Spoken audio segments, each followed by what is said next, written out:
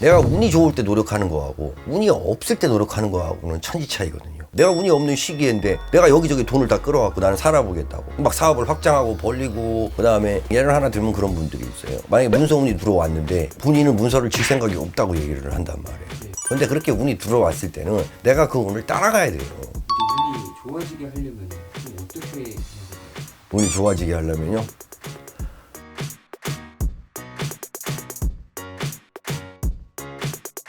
안녕하세요. 예, 안녕하세요. 네, 선생님, 이번 시간에는 네, 운이 제 인생에서 차지하는 비율이 어느 정도로 좀 중요한가? 50% 이상.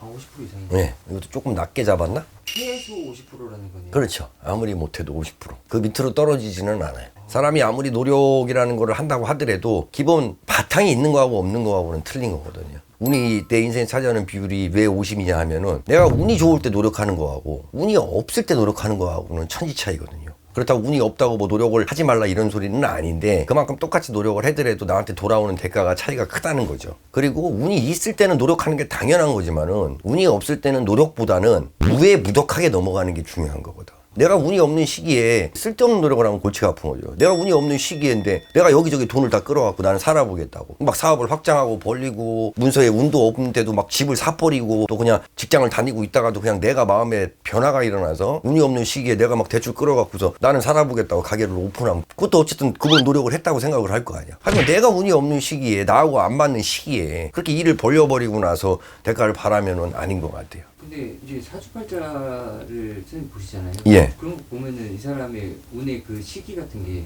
정확히 좀 말씀을 해주시는 건가요?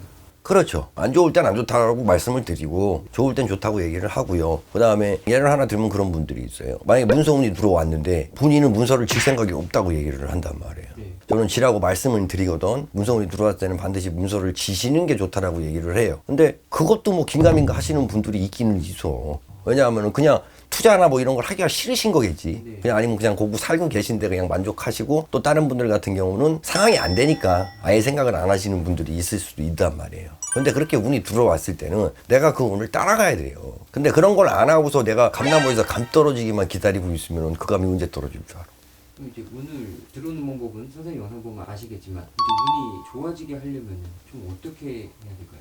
운이 좋아지게 하려면요, 큰 것부터 생각하시면 힘이 들어요. 갑자기 뭐 확 바뀐다는 거는 힘들어요. 단지 작은 거 하나 변화부터가 흐름을 바꾸는데 큰 역할을 하거든요. 예를 들면은 내가 운이 좋아지고 싶으면은 일단 남의 말에 귀를 기울이세요. 아, 남의 말이요? 그렇죠. 남의 말에 귀를 기울여서 나의 단점을 들으려고 하세요. 내가 그냥 누군가 나한테 너 단점이 이거라고 얘기를 했을 때 나는 아니라고 얘기를 하지 마시고, 한 사람이 얘기할 땐 긴가민가 할 수 있지만 그 똑같은 얘기가 2명, 3명한테서 나올 때는 그건 분명히 내 단점이 맞거든. 그러면 그런 것부터 내가 참고를 하셔서 고치려는 노력을 하셔야 돼요.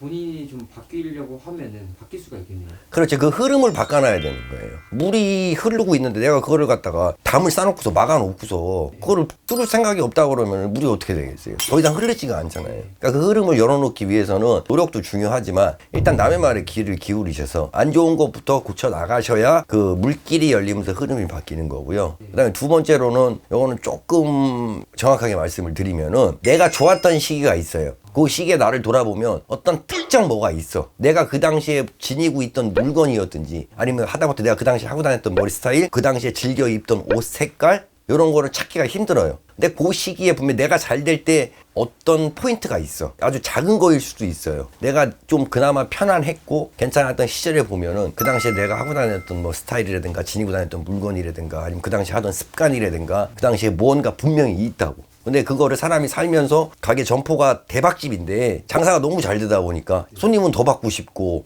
나 기다리는 대기 손님들을 위해서 가게를 확장하거나 이전을 하시는 분들이 있단 말이에요. 근데 그렇게 해갖고서 재미를 보시는 분들이 몇 안 돼요. 왜냐하면 그 터 자체에서 벌어주는 건데 그걸 이제 사람이 판단을 하는 거지. 욕심을 부리는 거고. 그러다 보면은 오히려 더 뒤집어지는 경우가 많아요. 그러니까 제가 지금 드린 이 얘기처럼 그 당시에 내가 뭔가 어떤 포인트가 있어.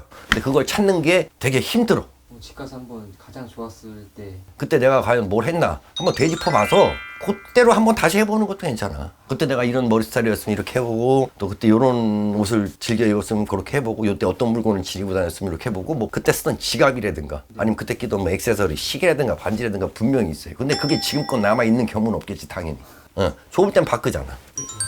그때 포인트가 있어요. 좋은 말씀 감사합니다. 네.